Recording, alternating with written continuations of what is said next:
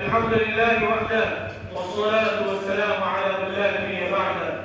برادران اسلام انصاف رحمت اور یکجہتی کا درس دیتا ہے. یہ ایسا دین ہے جو ہر حقدار کو اس کا حق دیتا ہے اور کسی کو بھی نظر انداز نہیں کرتا. حقیقت میں یہی وہ دین ہے جو انسانوں کی اصلاح کرتا ہے اور انہیں دونوں جہانوں میں کامیابی کی طرف لے کے آتا ہے. اللہ تعالیٰ کے فرمان کا ترجمہ ہے کہ تیرے رب کی بات سچ اور انصاف کے اعتبار سے پوری ہو گئی ہے. اس کی باتوں کو کوئی بدلنے والا نہیں اور وہی سب کچھ سننے والا سب کچھ جاننے والا ہے.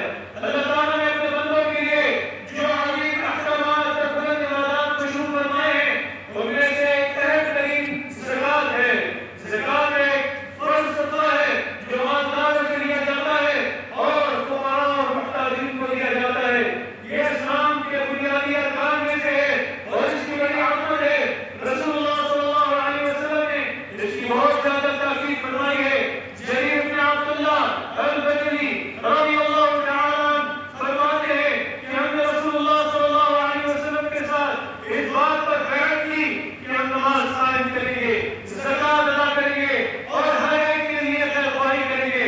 زکوٰۃ کی اہمیت کے پیش نظر اللہ کے رسول صلی اللہ علیہ وسلم دعوت کے اندر جب کسی داعی حق کو بھیجتے تو اس کو بھی یہی تعلیم دیتے. اللہ کے رسول صلی اللہ علیہ وسلم نے جب یمن کی طرف معاذ بن جبل رضی اللہ تعالیٰ عنہ کو بھیجا تو ان کو یہی فرمایا کہ سب سے پہلے انہیں توحید کی دعوت دینا اور اس کے بعد انہیں بتانا کہ دن اور رات میں اللہ تعالیٰ نے 5 نمازیں فرض کی ہیں اور پھر اس کے بعد اگر وہ نماز پڑھنے لگے تو انہیں بتانا کہ اللہ تعالیٰ نے ان پر زکوٰۃ فرض کی ہے جو کہ امیروں سے مال لیا جائے گا اور وہاں کے غریبوں کو دیا جائے گا. اللہ تعالیٰ نے دین کی اخوت کو زکوٰۃ کی ادائیگی سے مشروط کیا ہے.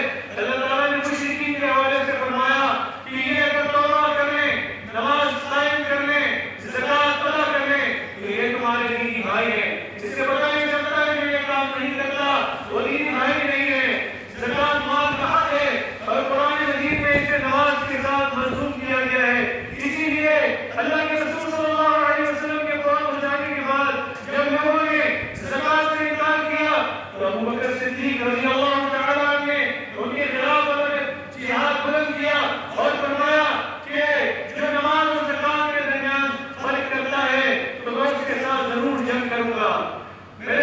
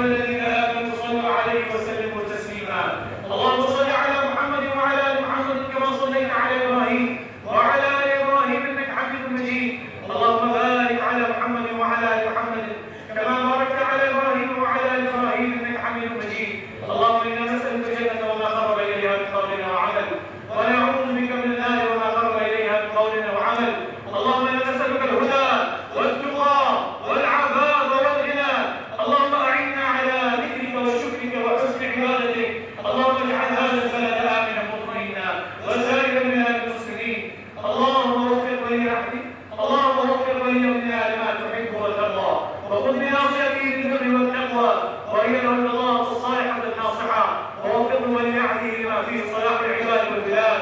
عباد الله، إن الله يأمر بالعدل والإحسان وإيتاء ذي القربى وينهى عن الفحشاء والمنكر والبغي يعظكم لعلكم تذكرون. فاذكروا الله يذكركم